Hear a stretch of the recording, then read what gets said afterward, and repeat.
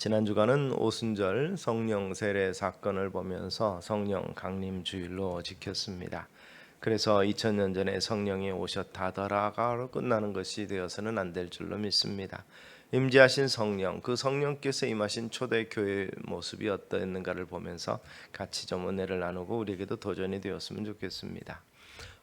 우리 교회는 개혁교회의 전통을 받습니다. 종교개혁 이후에 종교개혁의 정신과 그리고 그들의 신학과 이런 것들을 이어받아서 개혁교회의 정신을 지킵니다. 그런데 그 개혁교회의 근본적인 정신은 뭐냐면 이 영어에서 리폼이라고 표현하는 리폼드 처치의 리폼드 교회는 이 그대로 직역을 하면 폼을 다시 새롭게 한다. 폼을 다시 바꾼다는 뜻입니다. 다시 돌아간다. 과거의 악행으로 돌아가는 것이 아니라 모범적인 교회의 모습으로 우리가 개혁을 한다. 돌아간다는 뜻입니다. 이 말은 결국 롤 모델이 있다는 것이죠. 우리의 일차적인 기본적인 롤 모델은 이 구교와 대항해에서 신앙의 자유와 함께 이 성경적 신앙으로 돌아가고자 하는 개혁교회고, 그리고 그보다 좀 더 올라가면 초대교회의 모습일 것입니다. 성령 충만하였던 그때의 그 교회의 모습을 위해서 우리가 그리고 그 교회를 재현하자는 뜻은 아닙니다. 시대가 발전하면서 다양해진 이런 여건 속에서 그때 했던 것들을 교조적으로 그들이 했던 걸 그대로 행하는 것이 아니라 그들의 정신과 그들의 열정과 그들의 신앙 고백을 이어받아서 우리의 믿음 생활을 이어가야 된다는 말씀이죠. 그래서 그들이 말했던 안식 후 첫날, 오늘 우리의 주일에 모여서 해야 될 일들로 끝나는 것이 아니라 우리의 모든 삶이 이 사도행전적인 삶을 살아가야 된다. 즉 선교지향적인 삶을 살아가야 된다고 표현하고 있습니다. 그러면서 우리가 가지고 있는 오해 중에 하나는 선교는 이전에는 정의를 그렇게 했습니다. 우리 문화가 아닌 타 문화권으로 나가서 복음을 전하는 것을 선교라고 표현했습니다. 그래서 보통 그렇게 전도와 선교를 구별을 했었습니다. 전도는 우리의 동일 문화권에서 전도할 때 전도라고 표현하고 타 문화권으로 갈 때 선교라는 표현을 했었지만, 그러나 사실상 초대교회의 선교사님들이 이곳에 들어와서 우리에게 복음을 전하고 교회를 세우고 또 선교하며 전도하는 일들을 했을 때는 그 전도나 선교가 그냥 같이 공통적으로 쓰여졌던 것을 볼 수 있습니다. 그런데 요즘 시대는 이게 재밌어져 가지고 우리의 시대가 이 글로벌화 시대가 됐습니다. 우리는 우리 민족끼리만 사는 것이 아니라 우리 주변에도 많은 외국인 노동자들과 근로자들 또 일하시는 분들이 들어옴으로 말미암아서 이 문화가 혼재되는 상태가 되는 것이죠. 이것은 마치 이 유럽의 복음이 전해졌을 때 유대인들과 또 개종한 이방인들이 함께 사는 모습과 같은 모습이었습니다. 그런 상황 속에서 사실 시작은 이 그들의 교회 먼저 이방인들의 먼저 교회가 생겨진 것이 아니라 바울이라든지 기타 이 선교사들 초의 선교사들의 사역을 통해서 유대인의 기도 모임이 이어졌고 그것이 교회화되었고 개종하는 이방인들이 들어섰고 그런 모습으로 선교가 지향이 돼서 사실 초기는 선교적 교회로 시작이 됐고 그것은 기존 교회와 전도하는 교회가 됐던 것을 보아서 이것을 굳이 미션이라는 단어로 크게 구별하지 않냐고 이제는 국내에 들어온 이 다문화를 우리가 선교하는 입장에서, 그리고 또한 목사님들하고 대화를 하니까 그런 얘기예요. 선교가 해외가 아니다. 우리 집안이 선교 현지다. 이런 얘기를 해서 무슨 소리냐 그랬더니 우리 자녀들하고 문화가 다르다. 그리고 언어도 다르다. 이 10대들하고 문화와 언어가 다르기 때문에 우리 집안은 선교지다 이렇게 얘기를 하더라고요. 이게 우스갯소리를 했지만 심각하다는 거예요. 대화가 통하지도 않고 문화가 공유되지도 않는 이러한 시대를 우리가 가정에서부터 이것을 느끼고 있으니 선교사들의 어려움이 얼마나 심한지를 실감하겠다 이런 얘기를 해서 우리가 그냥 웃고 말 일이 아니다 이런 얘기를 했습니다.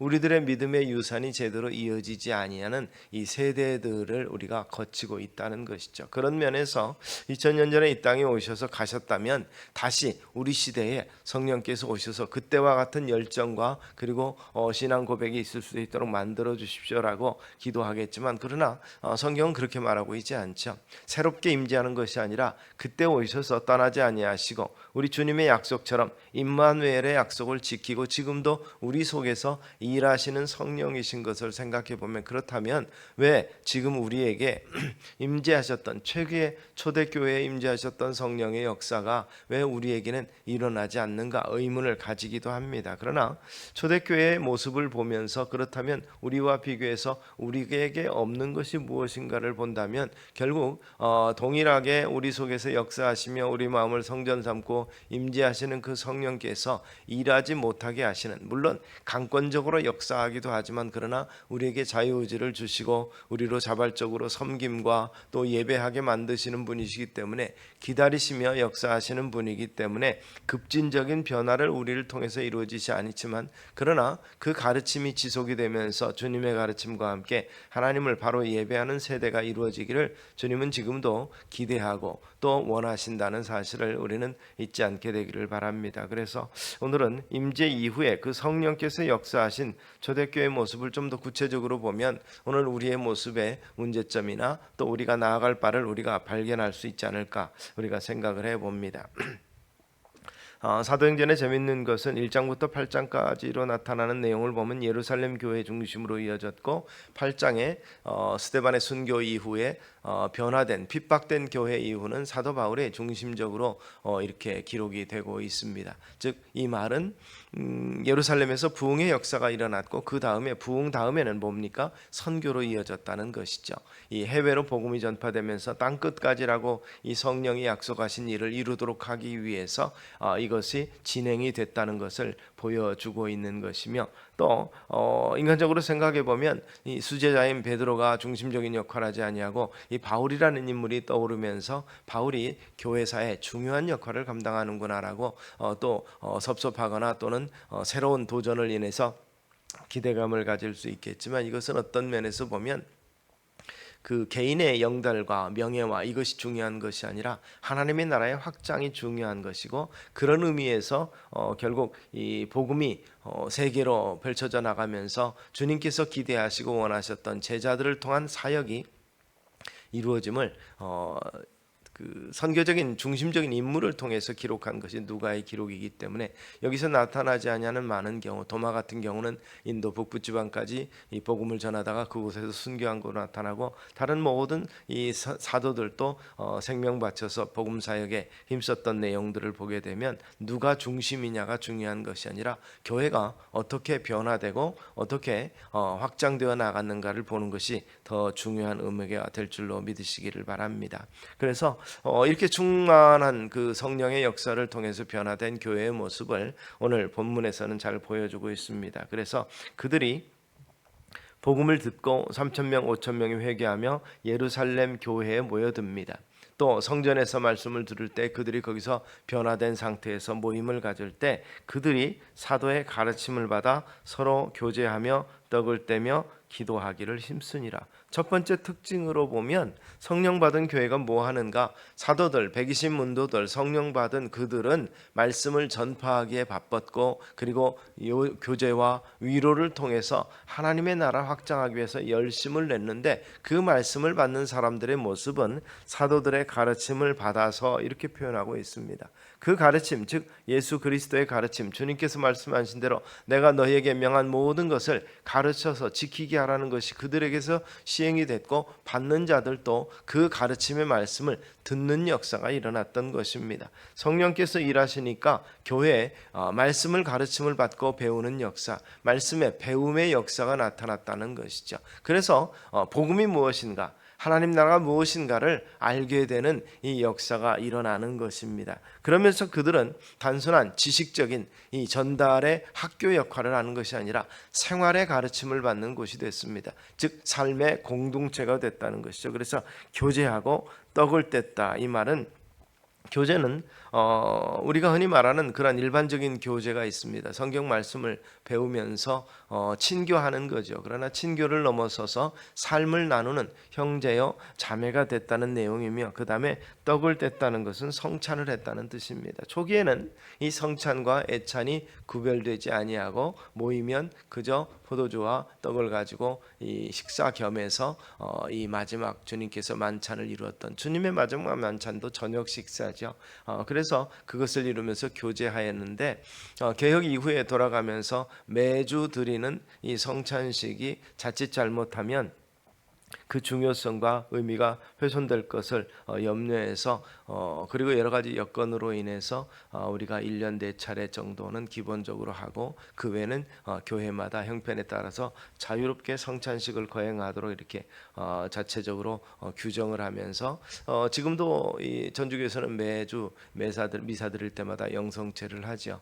그러나 개혁교회는 교회 형편에 맞게 매주 드리든지 아니면 한 달에 한 번 하든지 절기 때만 하든지 이렇게 정해져 오고 있습니다. 그러나 중요한 것은 초대교회는 그들은 모일 때마다 애찬과 성찬을 겸해서 하면서 떡을 떼는 역사를 이루었고, 그리고 나서 중요한 의미가 그렇게 합니다. 그런 생활 속에서 빠질 수 없는 것이 오로지 기도에 힘쓰니라.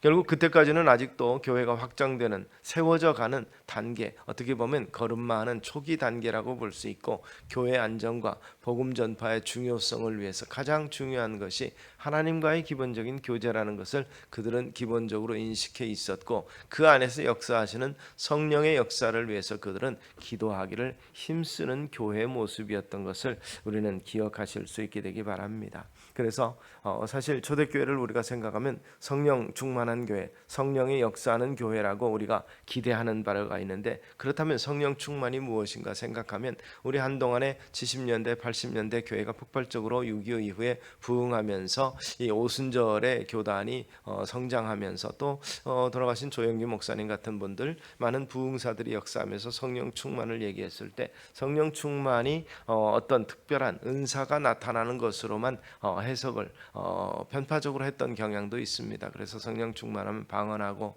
치유와 또 예언과 기타 여러 가지 폭발적인 우리 한국 교회가 부흥의 역사를 이룰 때 나타났던 역사, 그것만을 기대하는 모습이 있을 수 있었습니다. 그것과 함께 초대교회가 모든 사람이 다 그렇게 역사하지는 않았다는 사실을 우리는 냉철하게 생각해보고, 그렇다면 그냥 단순히 냉랭한 모습이냐, 그것은 아니라는 거죠. 뜨거운 열정이 있고 아름다운 사랑의 교제가 있는 모습이었으며 능력과 역사도 함께 일어났다는 모습을 오늘 본문은 이야기를 합니다.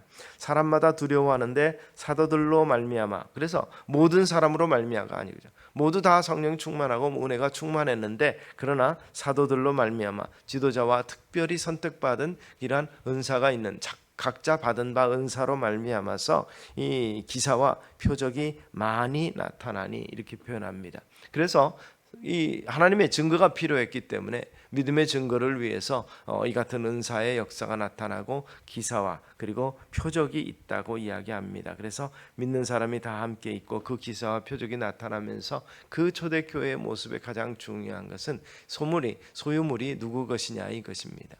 그들은 소유에 대한 개념이 바뀐 것이죠. 부자도 있고 가난한 자도 있고 종도 있고 노예도 있는 그런 상황 속에서 서로가 형제요 자매라는 개념을 가지고 있는 자와 없는 자의 경계가 무너집니다. 그래서 하나님께 위임받은 것이 내 소유라는 개념을 가지게 됩니다. 그래서 물건을 서로 통용하며 있는 자는 어려운 자를 위해서 나눠주는 것, 그래서 이것이 내 삶의 중요한 역할, 가치 기준을 가지고 있다라기보다 누가복음 18장에 나타나는 이 주님의 이 정을문 관원과의 대화를 통해서도 율법을 다 지켰습니다. 그러면서 어떻게 해야 영생을 얻겠습니까 했을 때 내 재물을 다 팔아서, 소유를 다 팔아서 가난한 자에게 나눠주고 그리고 나를 쫓으라고 그 관원을 깨우쳐 주신 것을 볼 수 있습니다.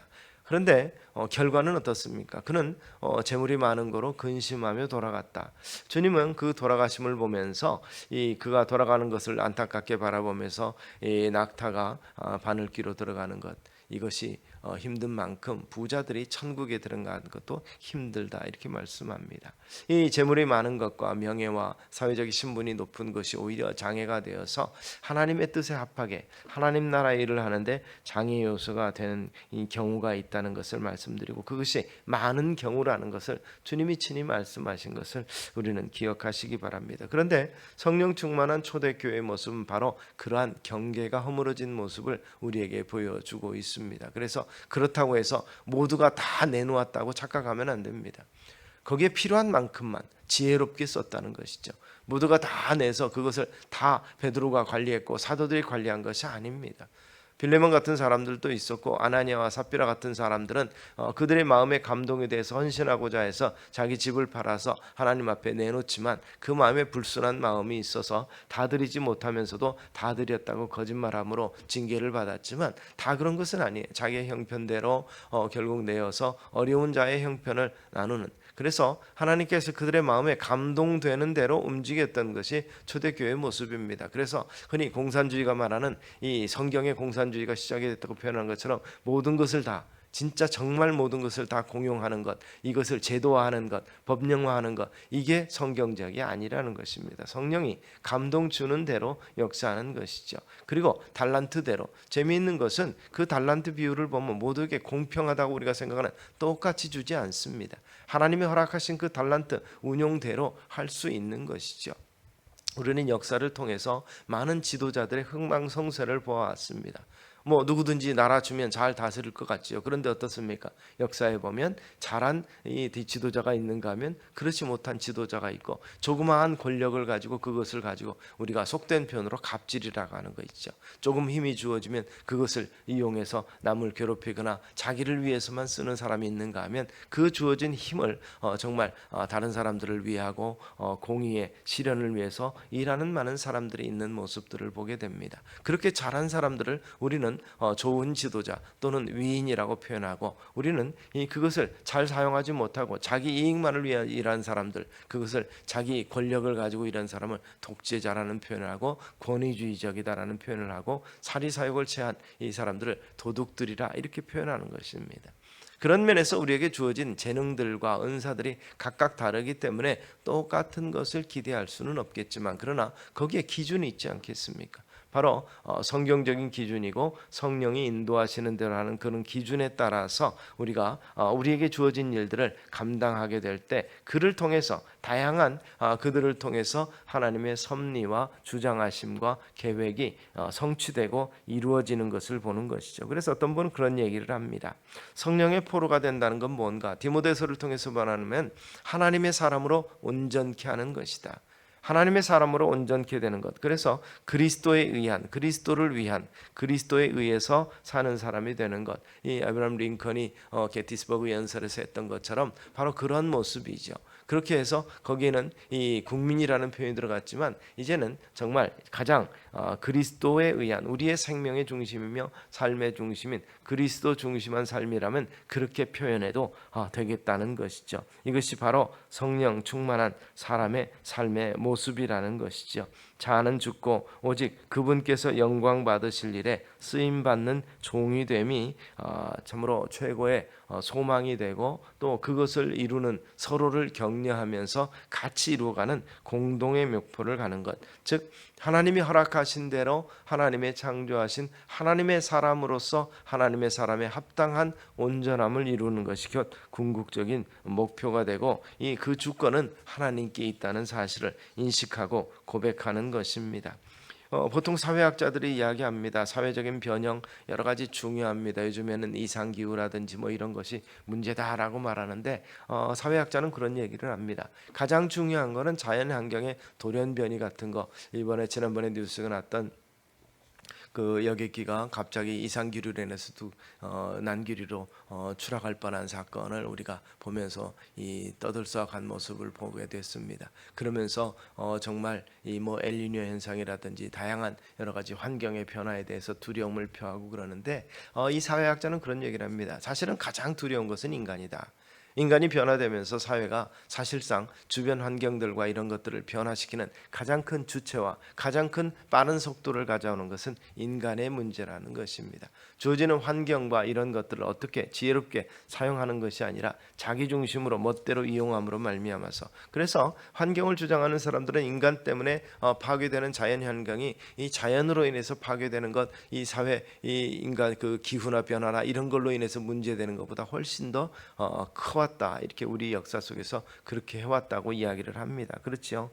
이 사람을 참 사람답게 만든다, 하나님의 창조물로서 합당하게 변화시킨다는 것이 얼마나 중요한가. 그것이 안 되기 때문에 사회가 혼탁하고 공의가 시행되지 못하는 것입니다. 그런데 그 같은 일을 할 수 있는 것이 인간이 가능한가? 그래서 사람들은 교육이라든지 기타 여러 가지 인간 개조의 수단을 많이 역사 속에서 활용해 왔지만 가장 중요한 이 핵심적인 것은 하나님이 역사하셔야 변화가 된다는 것이죠. 옛사람 즉 죄인이 변해서 의인이 돼야 거룩해져야만이 이루어질 사건이고, 거룩하게 만드는 것은 인간적인 노력으로는 되지 않는다는 것이 성경이 가르치고 있는 바라는 것을 우리가 기억하시기 바랍니다. 성령의 변화시키심, 그래서 거듭남이 없이는, 그래서 루터가 표현한 대로 마음과 영이 거듭난 것과 마음과 생각이 거듭난 것과, 그리고 루터의 표현대로 마지막으로 지갑까지 거듭나야 우리가 온전히 거듭난 사람이라는 것을 우리는 발견할 수 있게 되는 것입니다.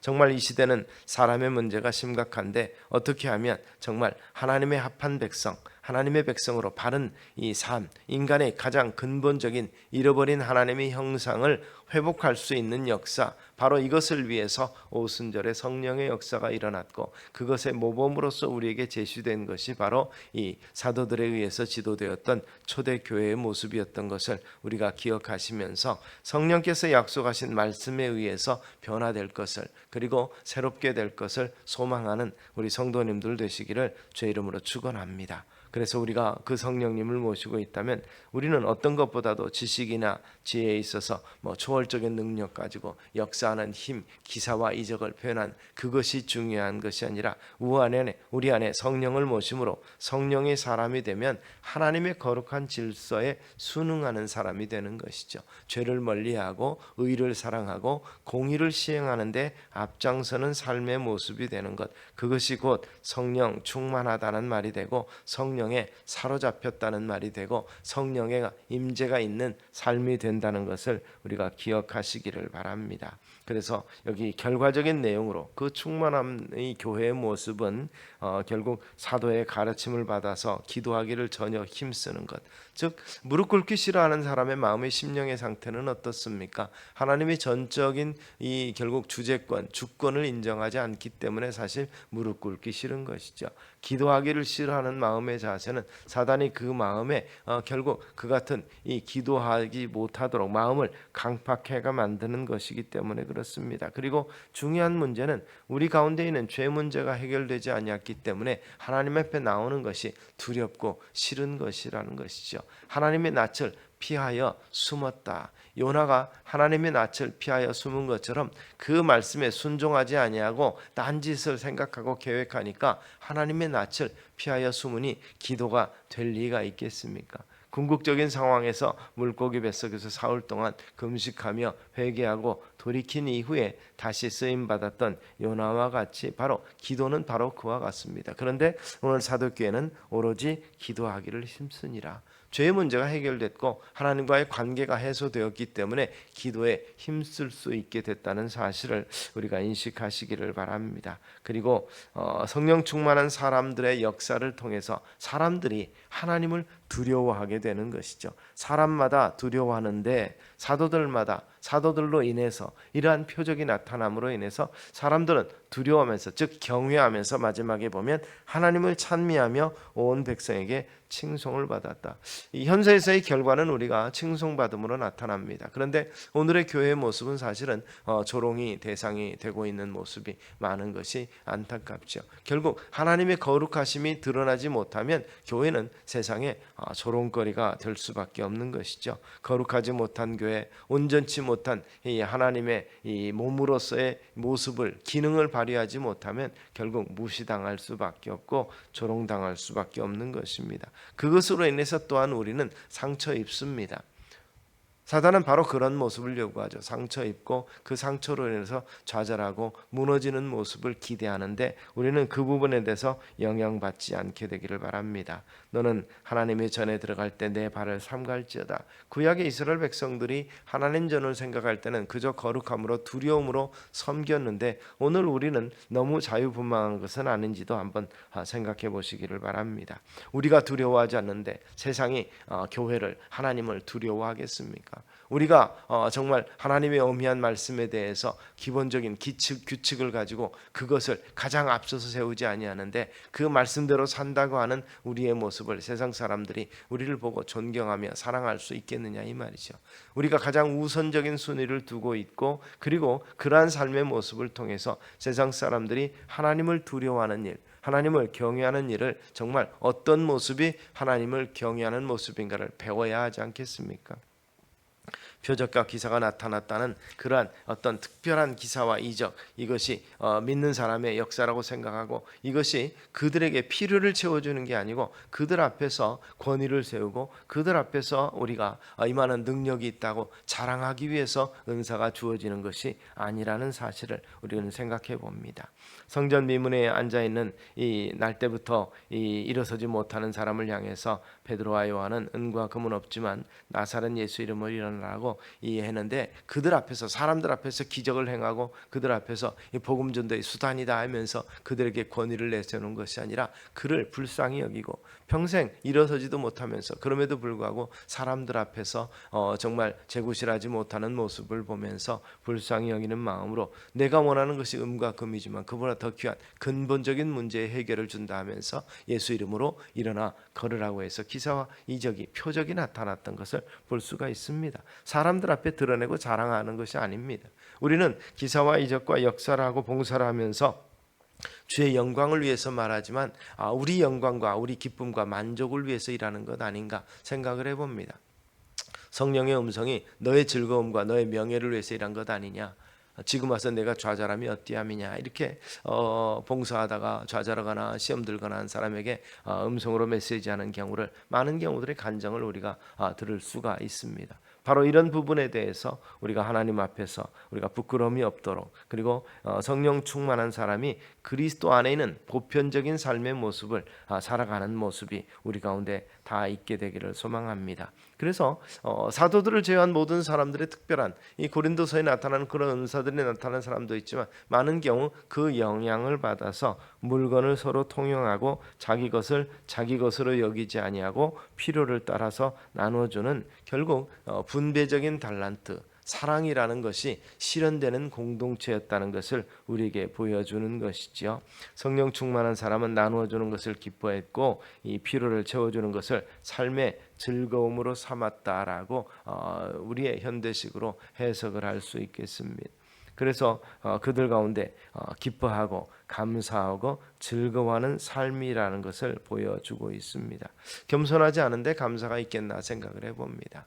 교만한 사람에게는 감사가 없는 것이 성경적 교훈인데 감사와 찬양이 있었다 했고 그리고 그들은 칭송을 받았다 그랬습니다. 하나님 앞에서만 거룩하고 사람들에게 인정받지 못하는 그리스도인의 모습은 아닌가 우리를 돌아보고 정말 그리스도인이라고 표현될 때 보통 사람들 그저 모든 그리스도인이라고 칭하는 그리스도인의 가장 기본적인 특징이 사실은 성령 충만한 모습이라는 것을 우리가 새롭게 인식하시는 우리 성도님들 되시기를 주의 이름으로 축원합니다. 그래서 교회가 교회다운 교회, 사람은 하나님의 형상이 회복되는 인간다운 정말 그리스도인으로서의 삶의 모습이 우리와 우리 공동체를 통해서 나타나게 되기를, 그래서 성령께서 우리 안에 임재하시고 임마누엘 되심을 우리도 인식하고 세상도 인식하는 우리의 모습 되기를 주의 이름으로 축원합니다. 기도하겠습니다. 살아계신 아버지 하나님, 성령의 임재 이후에 변화된 거룩한 역사를 초대교회의 모습을 보면서 배우게 하시고 그것이 오늘 우리에게도 나타남으로 하나님께는 영광이 되고 세상에서 칭송을 받고 거룩한 역사가 나타나서 땅끝까지 이르러 귀하고 아름다운 이 사명을 감당하는 우리와 우리 교회가 되게 하옵소서. 예수님 이름으로 기도드리옵나이다. 아멘.